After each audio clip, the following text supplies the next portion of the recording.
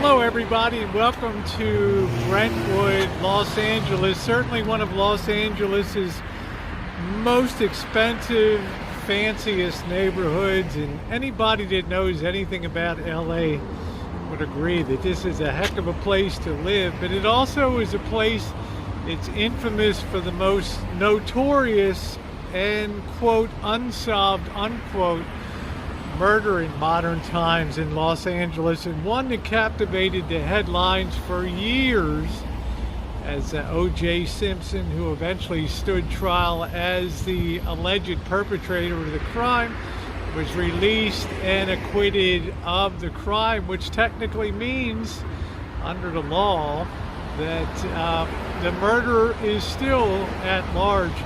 Kind of strange when you think about it. It was a gruesome murder that night, and with multiple stabbings. I think Nicole Simpson Brown sustained 7 stabbing wounds to her breasts, her face, and I believe Ron Goldman, the unfortunate waiter that was involved in the murder, was murdered, had something like between a dozen and 20 different stab wounds. What's ironic about that night is a couple things. Number one, Ron Goldman was a waiter at the restaurant that evening of June 12, 1994, that Nicole Simpson Brown and her family had dined at. And Nicole Simpson's mother had left her glasses behind at the restaurant. And in what at the time appeared to be an act of kindness, Ron Goldman probably received a good tip for his services that night, and he decided to return the glasses to her. Well, we'll never know how far the return went, because unfortunately here on Bundy Drive, South Bundy Drive in LA, both Nicole Simpson Brown and Ron Goldman's lives came to a brutal end.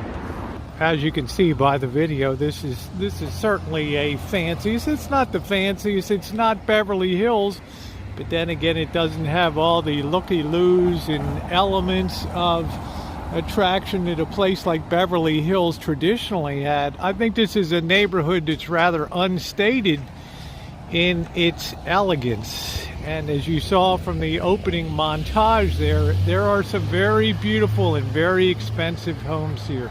One of the really unusual facts about that case really draw one's attention. The fact that normally when a homicide occurs by a knife, unless somebody is a deranged killer of the highest order, generally a couple stabs, they'll feel satisfied that they completed the job. In the case of the Simpson, Brown, and Goldman murders, the brutality was typical of something that people would see in crimes of murder passion, where maybe somebody was caught cheating or something like that. Now, I don't particularly know the relationship that OJ Simpson, if any, ever had with Ron Goldman, but I know he was a guy that happened to be in the wrong place at the wrong time. Thus, the hammer of murder fell on him too. Was it random? You tell me. Was anything taken from the crime scene? Was jewelry, purses, wallets, or things like that? It's really kind of unclear about that. But what's not unclear about that is the aftermath of murder. That night of the murder, June 12, 1994, OJ Simpson boarded a flight for Chicago, an evening flight for Chicago. He was not initially under any kind of suspicion or anything like that, but when he came back to, he did go through some initial questioning and things like that. He passed. When he came back on the 17th of June to LA, he and his friend A.C. Cowling took off on a low speed. Nobody even knows what it was, a drive. He had almost $9,000 in cash, passports on him, and it was something that befuddled people in news. I certainly remember helicopters were flying overhead, and this was such a big story at that time that I was living in China and it was being carried by CCTV over in Beijing. That's how big the story was, but a very strange situation. Of course, eventually the police came to believe that they had enough evidence to hold OJ Simpson for trial, and he was charged with the double murder and acquitted.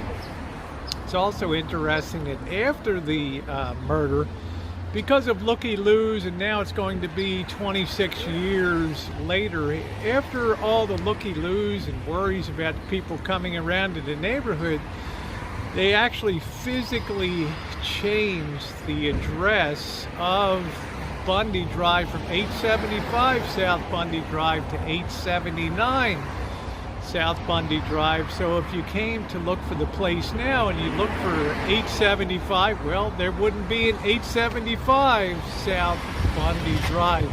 But I have found the condominium complex here, and let's take a look and see what's shifted here. We're now walking towards the 900 block. We're still in the 800 block of South Bundy Drive here. You can see these look like really desirable places to live. They're very well kept. Beautiful foliage, beautiful perennials around. I mean, I would be thrilled to live in a community like this with a nice pool inside. And the life had to be good here, that's for sure. So we're making our way down to what is now 879 South Bundy Drive. Be worth looking around the complex in the back, and again, it's a very well taken care of property. It's on the other side of the hedges there, so we'll try to go down the alley and take a look. This is a beautiful single family Spanish style home here, but all the decor seems to follow, at least the older building seems to follow this Spanish tile design. Here we are in the alley behind the complex, and it is this complex right here.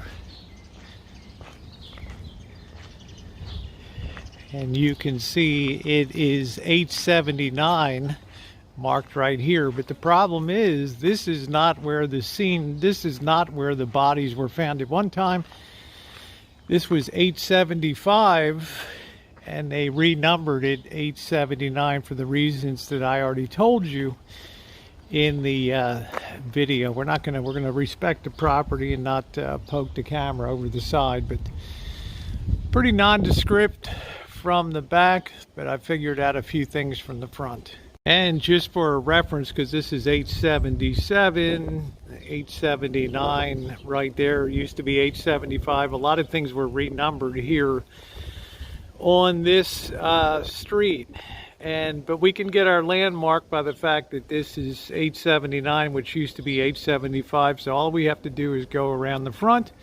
We know there's a distinguishing palm tree that the police photos showed that was right near the true entranceway where the bodies were found. A couple other things to mention. Of all the palm trees that are on this street, and there are many, you'll notice that only one really has some type of ivy covering it. And if you go back 26 years to the police photos of that night, you will notice that there was no ivy on that. There was no other tree growing on top of that, or next to that palm tree. And this is where some of the famous pictures that the police took were taken.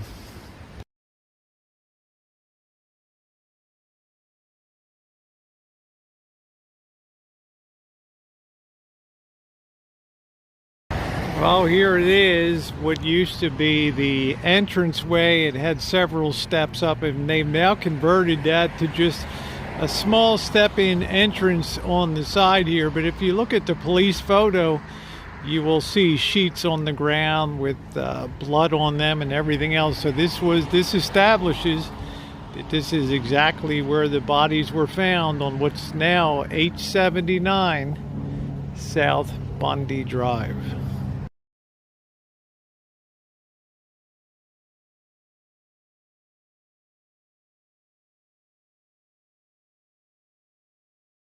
If you notice in that photo that I showed you, one of the official on-the-scene police photos, you'll notice that there's a palm tree in the very left-hand corner of the picture, and there is a light pole here on the right side of the picture.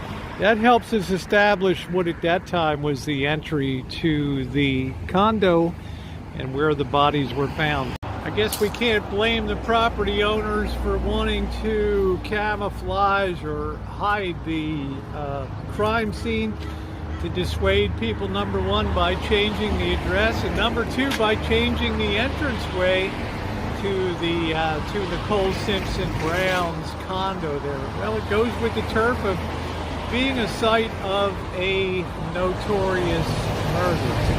Well, I can't say I hope you enjoyed the video, but I think it was fascinating to come back here and kind of dig out and find the real true location where the bodies of Nicole Simpson Brown and Ron Goldman were found, murdered brutally on that June 12th night of 1994. Is OJ guilty? Was he the guilty party?